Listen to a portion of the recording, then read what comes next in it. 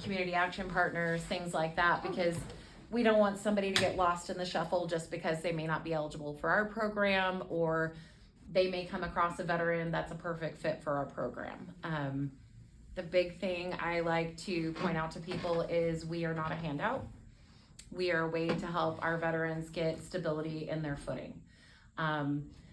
We don't just pay their rent and say, here, you know, you're good, don't do anything. We give them resources to take and build a better life. The main priority we have is housing, and we want to get a roof over their head. Not only do we want to put a roof over their head, we want to make sure that there's some comforts to life in that house. You know, we're not going to give them just 4 walls. We're going to make sure they have a bed. We're going to make sure they have pots and pans to cook with, warm blankets. If they struggle with paying their electricity, we make sure that their electricity stays on. If they need help with phone bills, we can help with that. But even bigger, as we build this stability, we have several different programs that are connected with ours.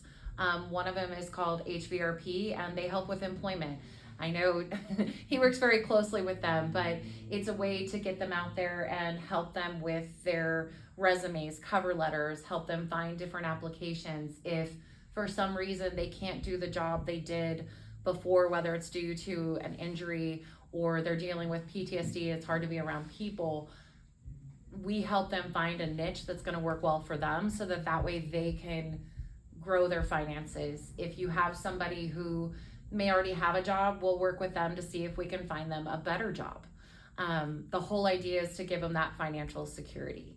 The people that come through our program really don't want that handout. They want to do for themselves. The other program that we have is called Healthcare Navigation. They do a lot of things, and as I work closely with them, I'm learning more and more. They can do something as small as helping some of our veterans get dentures that no longer have teeth. They have community partners for that. We can help them make sure that they get into their VA appointments, make sure that they're getting their hearing checked, make sure that they're getting their medical needs met. Another big thing they can do is reopen or even open to see if they're eligible for any type of VA disability benefits. We see a lot of every generation, but especially the generation of our Vietnam vets, which right now we have got a huge onslaught of, which, you know, pulls at my heart, that don't think they deserve those benefits. We've got gentlemen who actually were exposed to Agent Orange, and because they didn't lose a limb, they don't deserve the benefits in their mind. So letting them know what options are out there. We do also have a person that will work with Social Security. They can look at their Social Security income, make sure that they're receiving the right amount, make sure that their Medicare payments and if they have supplemental insurance, anything like that is correct. They also can look at Social Security disability for the people in our programs. So it's a really nice opportunity, again, to maximize their finances. To circle back around to healthcare navigation, another thing is to make sure that they're getting and using their VA healthcare.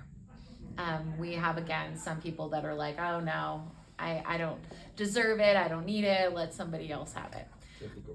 Typical response. I will say it takes a lot of strength for these people to come to our door, because you have to set aside your pride. That's the biggest obstacle we get, is that these folks need to trust us, and they need to understand that there is no judgment when they walk in. You meet the criteria of being a veteran with the correct discharge, which is basically anything but dishonorable, and you've had active duty, and financially, guess what? You can be enrolled. So I'm not going to judge you if your bank account's negative. I'm not going to judge you if, you know, you've been homeless for 10 years. There is no judgment. We want to change. We want to change that pattern for you. We want to work with you. So that's basically what our office does. I do have information about the entire program, because we're Volunteers of America in Northern Rockies. So it's basically Montana as well as Wyoming. We do have offices across the country. Provide very similar services, just different regions. We can help with, and yes, I'm going to read my list because I know mine off the top of my head. We do have a place that can work with addiction treatment. They're actually based in Sheridan, Wyoming. It's inpatient treatment. I visited the facility. It's amazing. We do have a religious-based background, but that is never forced in anybody's face. It's always an option. In this addiction treatment facility, guess what? They have the option to have the religious person of their choice, whether, it's a rabbi, a priest. They even have a section that works with Native American beliefs and things like that. So it gives them an opportunity to really expand and find, again, their footing. Everything we do is about footing. Everything. We can help with mental health services. That's another big one. Again, community resource and partnership. We're very lucky that we have like the vet center. We do have the VA. We are making more connections every day. Again, it's setting the pride aside, and therapy isn't a fix it. It's allowing you to get it out of your head and walk through it. We do provide some youth services. We have a youth home that's based in Sheridan. We have Booth Hall, which is the adult reentry for veterans. We already talked about the local VOA stuff because that's what I get super excited about. And then we are actually, here's a little bit of a background of ours, is that we were founded by the son of the gentleman that's established the Salvation Army. So we actually were founded back in 1896 by Ballington and Maud Booth. And I'll be glad to leave these with you folks if you would like. You're more than welcome to them. And there's like a little bit of backstory to it. But again, we have our missions, values, and vision as well. Our mission is to serve to harness hope and reshape futures through a faith-based ministry. Vision, everyone living in the fullness of a healthy body, mind, and spirit. And our values are servant leadership, demonstrated through compassion, respect, excellence, communication, and integrity. We wear it, we post it. It definitely is a piece that we live by. In fact, you get asked examples of what it means to you in interviews. So it really is something that we live by. That kind of sums up the overall of what we do. I'm sure there's questions. I'm used to having to give quick spiels. It's a lot of information, and like we tell our guys, take it one step at a time. Let's get you housed. Let's get you enrolled. Let's get you going there, and then let's look at where we need to partner you. And we're very close knit. We have offices all over Montana as well as Wyoming, but we work very closely with Great Falls. We work with Missoula. We work with Helena, Billings.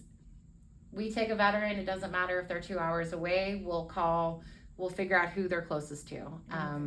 I've driven to St. Ignatius, Polson, been to Libby multiple times. We have vets that are out in Eureka. We just figure out who's the closest, and we jump in a car and we go. Yeah. So a little bit of odd traveling, but it's fun. Yeah.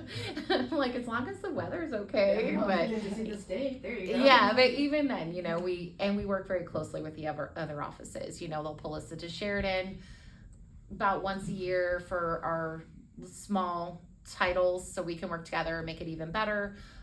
They pull us down to Helena twice a year, so we get ongoing training and resources. They encourage us to continue to grow. They encourage us to spend time outside the community. They want us to partner. It doesn't have to be vet focused, because the resources are the resources. Yeah.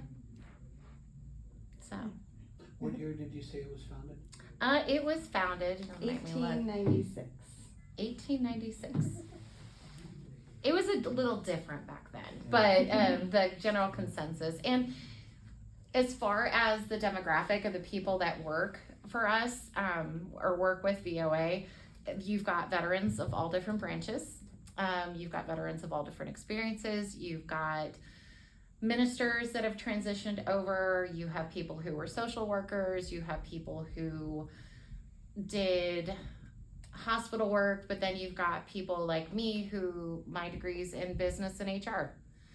And it doesn't matter what your background is, because that's what makes our melting pot so great. So question on the volunteers aspect of it. So you have volunteers in your organization? We all hold positions as far as like full-time employment. It's the name basically comes from that we are volunteering our time and our service beyond that. Now we do outside volunteer work. Okay. I did the Libby stand down, about a month ago. Yeah. I was up there for 2 days, and that was my time.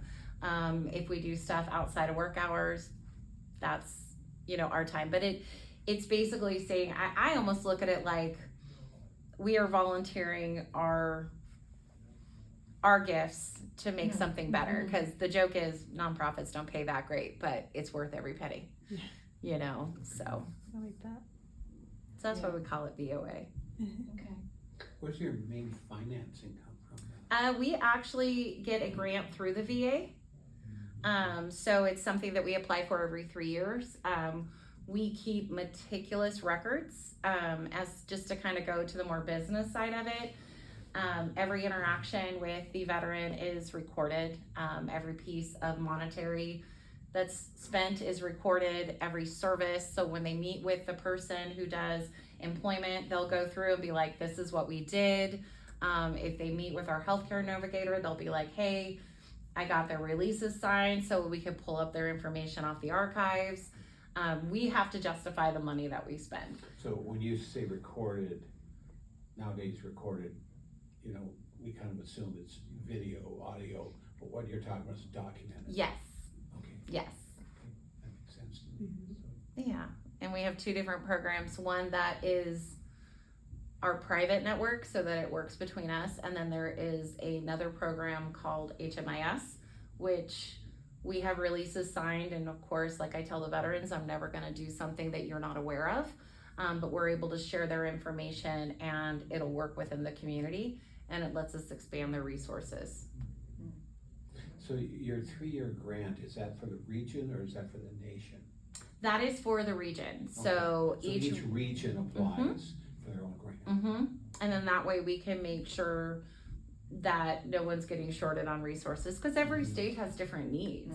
They're going to have different ebbs and flows. Like, we know we're getting ready to get hit, because a lot of people are like, I can make by, I can camp out by the lake, or I'm good, I can sleep in this little nook and cranny. And we have Samaritan House, which is the big homeless shelter. They're expanding, they're doing some amazing work.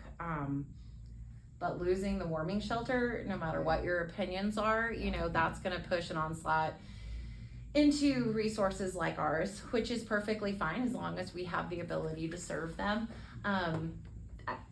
There's concerns though about our mall, that I guess we're going to be seeing a lot of people trying to stay in there, which is a little worrisome, because it's not always the people. Be aware of unintended consequences. Yes. And that mall is Yes. full of unintended consequences. And what's crazy is that mall is 100% nonprofits. ISS is I was surprised when I walked in there. Yeah, but they take care of us. Yeah. Thankfully, they're there because they're the most secure place probably in town. They're the reason why we have cameras outside. Yeah. They're the reason why we have security in the building. They are they're the reason why we can have more of an open door, as far as where people can come in and walk the mall, and they can visit 10 different nonprofits if they wanted to, or that I can step out and I can walk right down to United Way and say, hey, listen, I need a sleeping bag, or I need tennis shoes. Do you have it? We're very spoiled with them. I wish we could just walk into our doors, but being where we're at, it's nice to have. It also benefits the food bank as well. I'm happy to apply for a badge. I know, right? I'm gonna work on that. I'll be like, hey, Lindsay. I don't have a question, but I will say this, and anybody that knows me, I'm very passionate about helping my fellow vets, even if it's free. I mean, I don't do it for money. Nonprofit does not pay the greatest, but I wouldn't take a pay raise to go anywhere else. I'm in it to win it. I can't recommend these guys enough because it's in my own humble opinion, Volunteers of America is one of the main power players in this valley. They're one of the reasons why we don't have a homeless veteran population here in the Flathead Valley. I'd say they do probably 75% of that. And I talk to veterans every week, new veterans that have moved here, are moving here. I mean, that's why I'm rarely at these meetings anymore because I am just swamped. I'm happily swamped, I'm not complaining, but I refer everybody to Volunteers of America if they don't have adequate housing or a place to go. I mean, whether it's for, I mean, even if I have somebody that has a job, well, maybe they don't have the tools or money for the tools still for that job. Volunteers of America. You know, We can I'm buy just- tools, work boots, work clothes, interview clothes. anything and everything. I just, you know, so I work closely with them because they really help. You know, we're the greater part of the veteran service provider network of the Flathead Valley. And most people don't know what we do or anything about us, but we are in it to win it, to help veterans with every aspect of life. So we're kind of an underground group, I guess. Cool. Well, and you made me think of it to circle back around. So the initial program is called SSVF. And that one mainly is housing first. And that's the portion that I focus on. That's my portion. That generally runs between 6 and 9 months, and we get their footing, we get them started, we get them referred. Then they can move over to a secondary program called Shallow that can run for a total up to 2 years, which will pay a portion of their rent as they get their stability, as they work to get their, if they need food stamps or if they need to get their driver's license cleared or their social security straightened out or anything like that. But with that one, it's really just a little bit of a safety net because they're out there. You know, it's all income based. If they make past a certain point, we're like, okay, let's, you know, you've got the resources, you've got the tools, but now it's time for you to fly.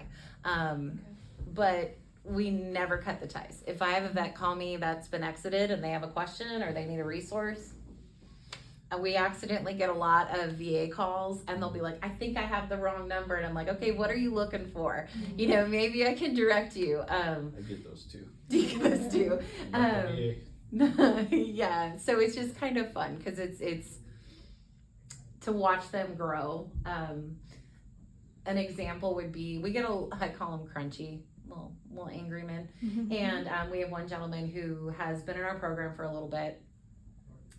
Couldn't find the right housing. He has some limitations, and everyone would tell you, oh, he's always kind of mean, this, that, and the other. Well, I don't let people be mean. I'm like, it's a challenge. You want to be mean? Come on, I'm gonna make you be nice. And he ended up talking with another one of our veterans, and within an hour they made friends. And he's like, hey, there's another apartment in my unit. Let me give you the landlord's name. You should go look at it. It's really nice. And he'll be hopefully signing a lease next week and they'll be neighbors. So it's just, I don't know, it's kind of fun to watch him. You know, that's why you do it. And 100%. Could I go and do something and make a considerable amount more doing something in HR? Of course I could. Yeah. Would I be happy? Nope. I'm not gonna leave a hole. Nope. Yeah. Yeah, it gives back in its own way. Oh, yeah. I think must one problem for apologize, I years. have to step You out. wanna I hear actually about have an HVRP meeting at 1 o'clock that I need to attend. so- Oh, very nice here. It's good to see you. Yeah. I will try to make more. We tried last week and I'm like, hey, when can we meet? He's like, this time. I'm like, I can't do it that time. Come by, I'll get you more. And plan the first week of December. I think we're gonna have some new We'll faces. figure something out. I'm always there. Yeah, I'll just tell Lindsay to let you in. I just need to get in the building, I'm not worried about Okay, access. secret button on the left. Secret button on the left. Secret button on the left. That's good to know. Mhm. Looks like a Ring camera. Okay, Cool. perfect. So Thanks, good to everybody. see you. Yeah, likewise. And thanks for, Anybody- now we have our Christmas gathering location. Yeah. We're good. I'll definitely be there. Yeah. And if anybody has any veterans in need of anything, let me know. Oh, I wanted to tell you that one of the groups that you referred starts Probably with an H. veteran, oh, Home, Homes for Heroes? No. Homes The- for, Veteran Grocery is, That's pantry? no, it's called Veteran Grocery. No, Homeward for Heroes? Yeah, no response to my email or anything, Okay. so. No I worries. literally have one spot left. I can Yeah, probably we booked fill our it. calendar, so. I will let you know. Okay. They might be out on outreach. What they do is they take veterans free of charge out on excursions, like in off-road vehicles across the Southwest. Did they volunteer for the Field of Honor a couple years ago?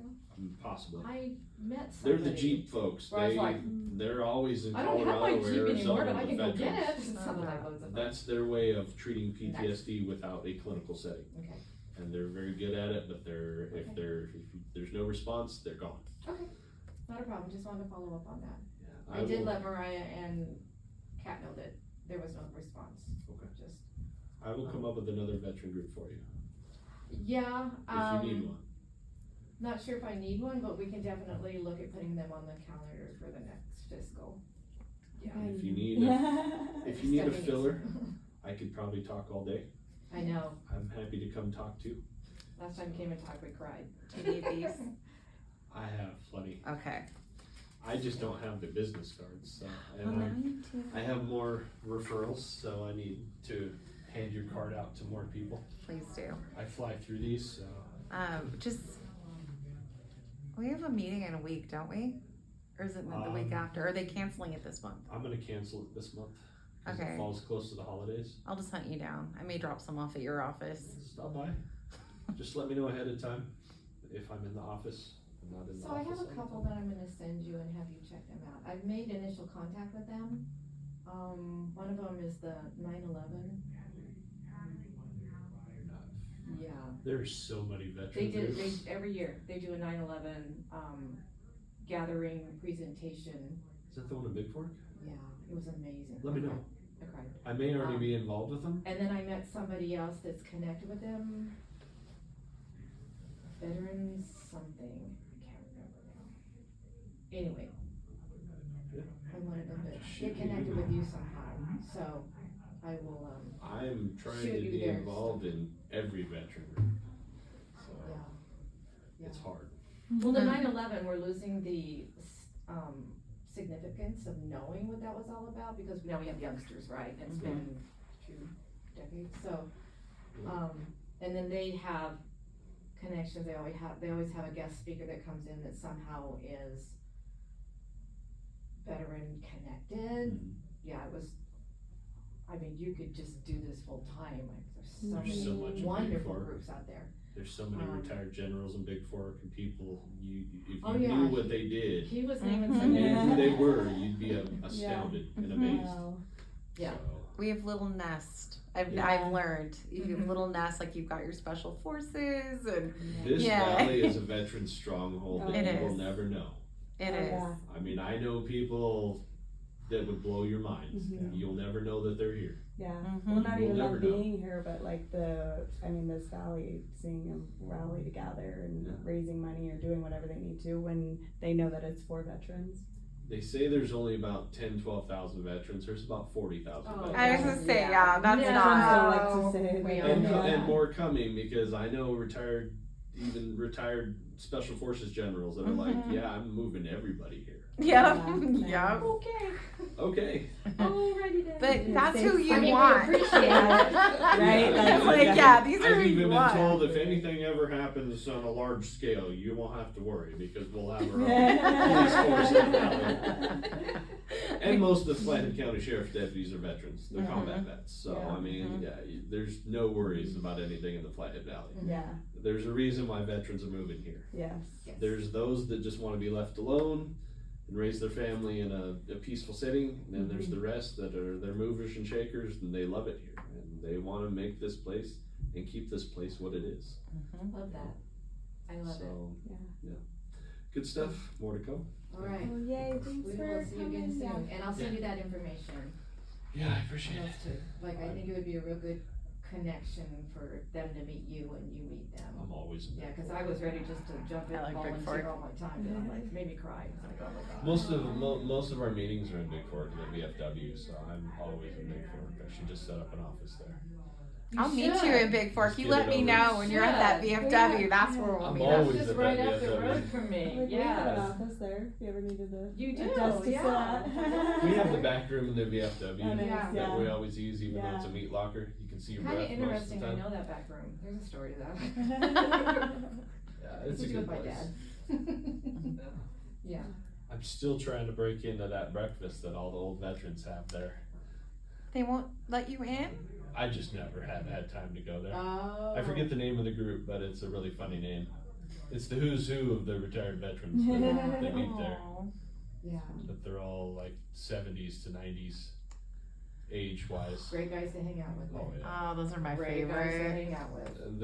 It's basically a Stories Smithsonian in that room when those guys It are is, together. it is, Yeah, so that's they're all amazing. Vietnam and maybe a couple Korean.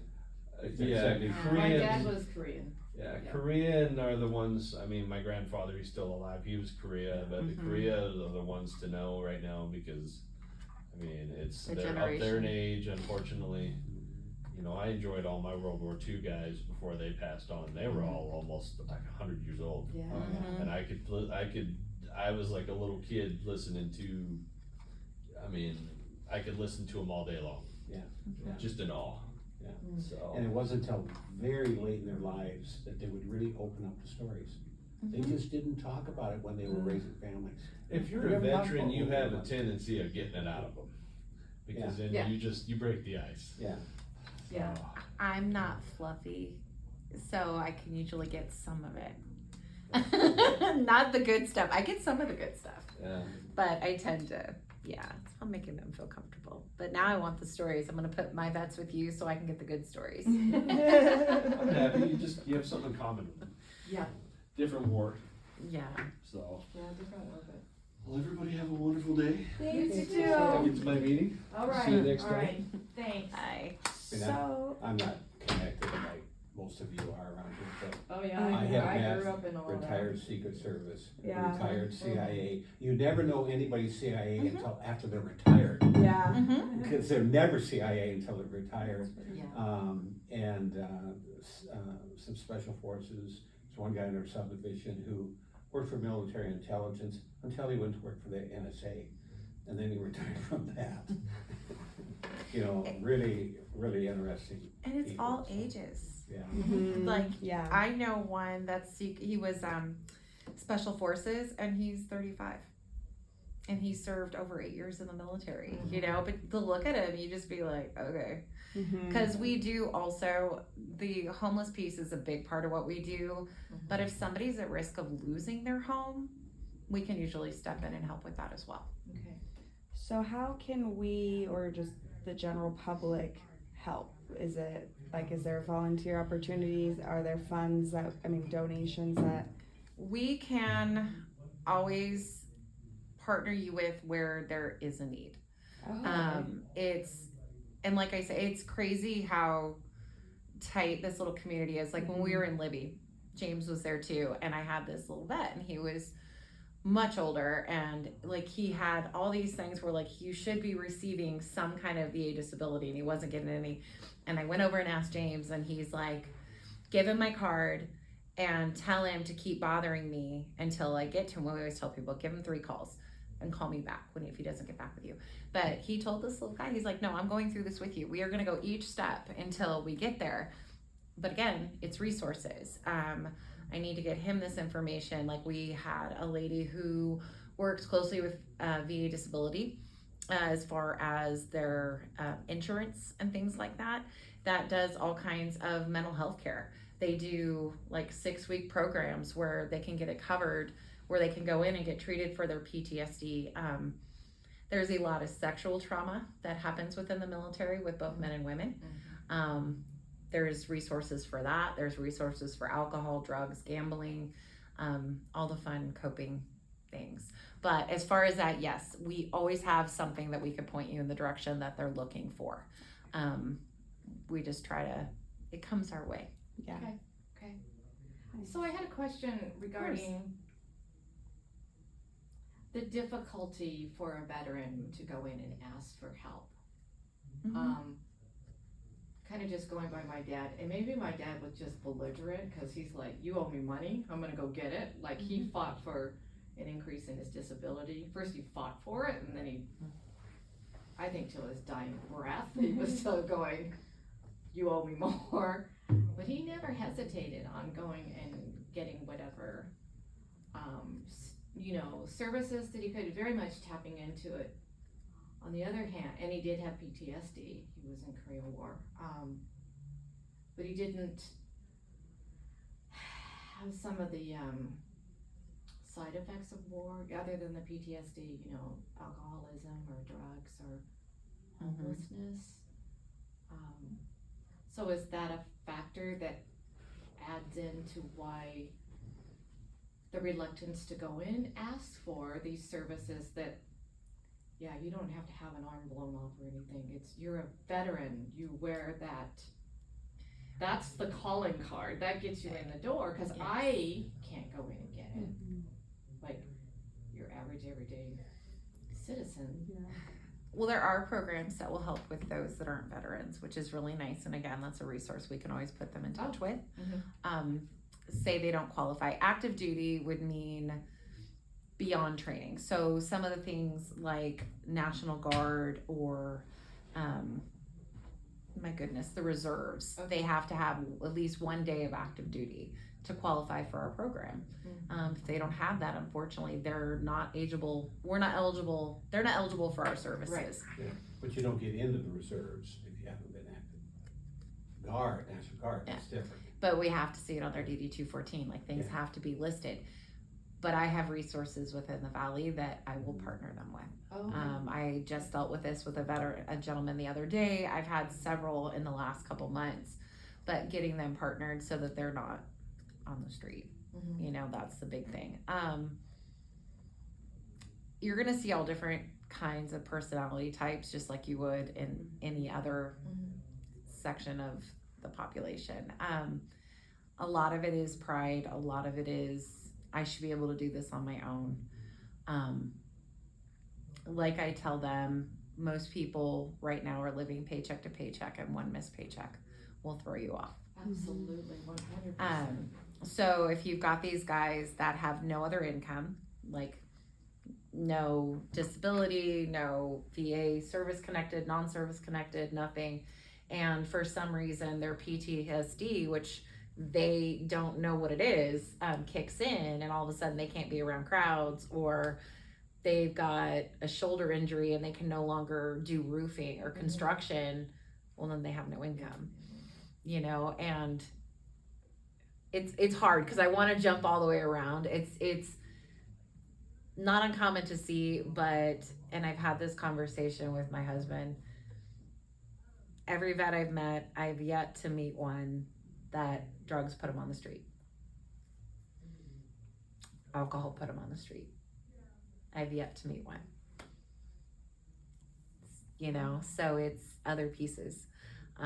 There's a gentleman right now who served 12 years in the military. He did a lot of construction engineering type things. He recently had a stroke. He's no longer going to be able to do that, so he no longer has any income. He had a house, he had a car, he had all this, but now he has no income. It's just that one paycheck. And we're going to be able to help him and do all these different pieces and things like that. But I mean, of course, you've got some that do drink, but I got to see one that was the cause of their being homeless. That's really interesting. It's not necessarily a choice. It's just sometimes bad luck. But there is definitely a difference in the mindset. You've got some of the older veterans that are like, nope, there's people worse off than me. PTSD wasn't a thing. They used to call it shell shock.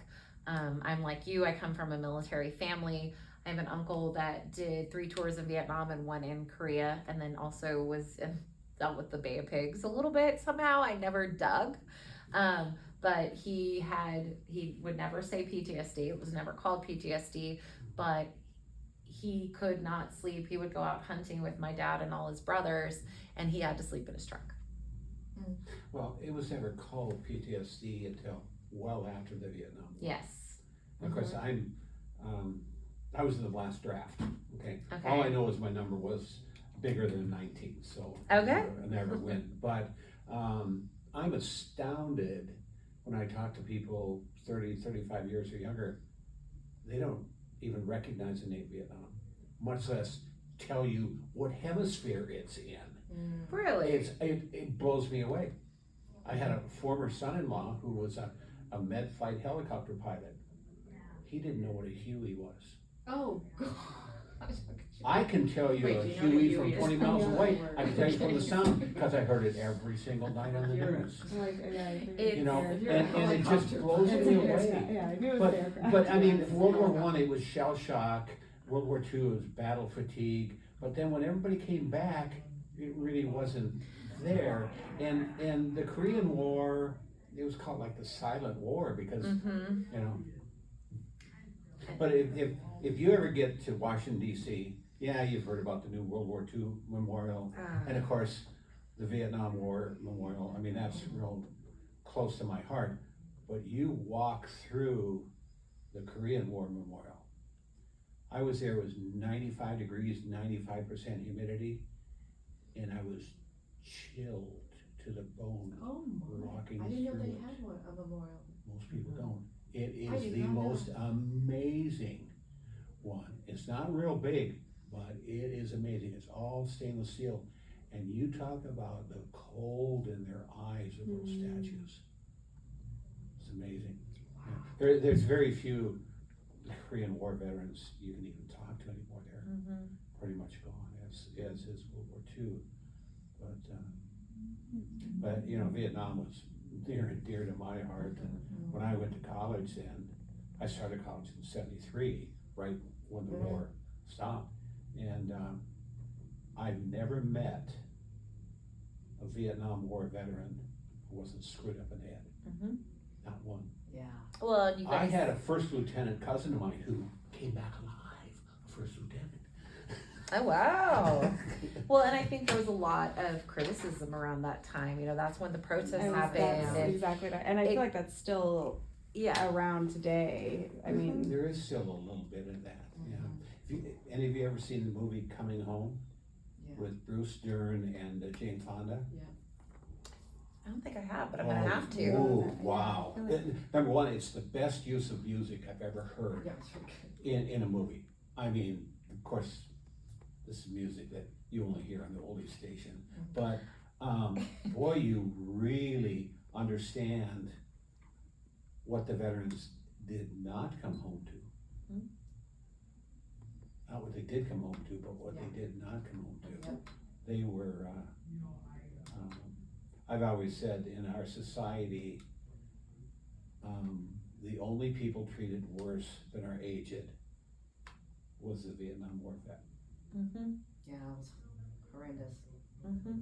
So horrendous. Never understood it. And it was a stigma, and we're getting past it. Like I said, I had a good Yeah, only because they're but- dying off.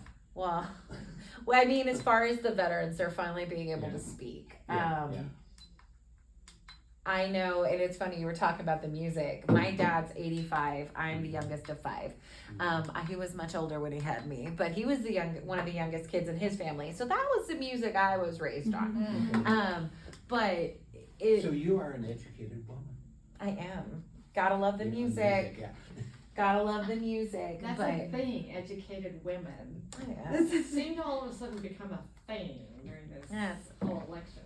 Oh my goodness. Yeah. But yeah, no, it's I will say, and this I've had this conversation a few times. My general position is the intake coordinator, so I'll be the first point of contact for the veterans and get them enrolled in the program. And it will easily take 2 hours just to get their basic information, and with an enrollment, at least 2 hours. And it's not that the paperwork takes that long. You have to read the room and let them have a moment and know how to reassure them. And you really don't, like, I get very protective of my veterans, you know, and you were talking about like the 9/11, like, there are times I've had to have very hard conversations, but there's also times where I've had to close my door in my office and cry. You know, it's just, these are real people, this is real life, and most people in the valley are very blessed. They never have to see this side of it, and how you can help get people to be compassionate and understand that, you know, it's not a choice. So, but yeah, I can always help get you connected with some type of local organization that needs help. Even if you don't want to do a veteran service, there's plenty that I can help put you in touch with. Okay. So that's easy enough. And I would love to be a part of this if you guys ever want another person, or you know, definitely want always open for new members. another piece to it. I was excited when Kevin's like, hey, I love Kevin. Have you guys met Kevin? I haven't met him, but he's delightful over the phone. Oh my Great goodness. conversation, I think. He's one of our crunchy vets. But yeah, no, if you ever have a question, a resource, James isn't kidding. We work very closely together. I think we've only been in person like 5 times. But we work very closely. So if you have a veteran, even if you just think that they're struggling as far as, you know what if they're getting ready to lose their home, or there's resources, you know. And I say this whole thing is like an onion, and that's why it's hard to speak about, because you pull back a layer, you're like, oh yeah, there's this piece, oh yeah, there's this piece. It's the same thing with the resources. The VFWs around here are amazing. I've had them pull out gas cards so veterans could get to doctor's appointments. I don't know, just some really great community resources. Just my opinion. And I'm originally from Kansas City. We moved up here with the railroad. Go to the World War I museum if you ever get a chance to go up that way. It's amazing. So, you guys, I didn't know how many people would be here. I'm guessing you guys don't want a bunch of pamphlets. But here's this information. It gives a little bit more. Okay. And then I will leave this with you guys. This is just the overall, kind of like what we do. It's extremely deep. Like, there isn't an area that they don't touch that can benefit somebody. Some of these services don't even have to be veteran specific, the ones that are based in Sheridan. But as far as what's available in Montana, we are all veteran focused. Are you familiar with My Glacier Village? No. Okay. I'm a volunteer for that, as is my wife. My wife